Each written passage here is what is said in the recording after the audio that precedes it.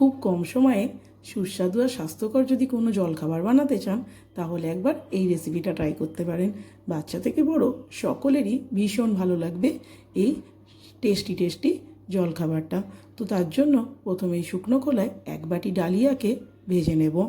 1 minute মতন এই ডালিয়াটাকে আমি নাড়াচাড়া করে নিচ্ছি। এই যে যখনই ডালিয়ার কালারটা এরকম সাদা হয়ে যাবে নামিয়ে নিয়েছি। জল দিয়ে 2-3 বার ধুয়ে আবারও একটু জল দিয়ে ভিজিয়ে রাখলাম। এদিকে কড়াই আবারও 2 চামচ সাদা তেল গরম করে দিয়ে দিলাম একটু চিনেবাদাম ভাজতে। অল্প একটু নুন দিয়ে চিনেবাদামটা ভেজে তুলে নেব। দিয়ে দিয়েছি কয়েকটা কাজু বাদাম, এটাকেও হালকা করে ভেজে তুলে রাখবো। এবার ওই তেলের মধ্যে দিলাম কিছুটা আলু, একদম সরু সরু করে আলুটাকে আমি কেটে নিয়েছি। তো আলুটাকে একটু নেড়ে চেড়ে দিয়ে দেবো 1 মুঠো পেঁয়াজ, ভালো করে একটু ভেজে নেব।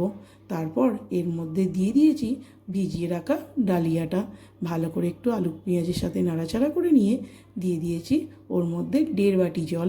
আমি 1 বাটি ডালিয়া নিয়েছিলাম, তার জন্য 1.5 বাটি জল দিয়েছি। এবার ওর মধ্যে দিলাম 2টো কাঁচা লঙ্কা, পরিমাণ মতো নুন, একটুখানি হলুদ গুঁড়ো, একটু গরম মশলার গুঁড়ো আর একটু গোলমরিচের গুঁড়ো।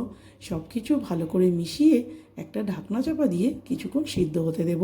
এই জলটা শুকনো হয়ে গেলেই ডালিয়াটাও সিদ্ধ হয়ে যাবে। এবার ঢাকনা খুলে দেখলাম সব কিছু সিদ্ধ হয়ে গেছে। আবারও একটু নেড়ে চেড়ে দিয়ে দিলাম ওর মধ্যে একটুখানি ম্যাগি মশলা। এটা সম্পূর্ণ অপশনাল, আপনারা চাইলে দিতে পারেন, না চাইলে নাও দিতে পারেন।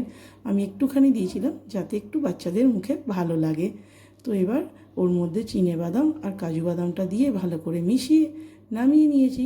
ব্যাস তৈরি হয়ে গেল খুব কম সময়ে একটি সুন্দর জলখাবার, যেটা বাচ্চা থেকে বড় সকলেই ভীষণ খুশি মনে খায়। আর এটা যেমনই হেলদি তেমনই টেস্টি, আর পেটটাও ভরা থাকে বেশ অনেকক্ষণ। তো রেসিপিটা তোমাদের কেমন লাগলো অবশ্যই কমেন্টসে জানিও। ভালো লাগলে একটা লাইক করো, আর বাড়িতে বানিয়ে জানিও কিন্তু খেতে কেমন হয়েছিল।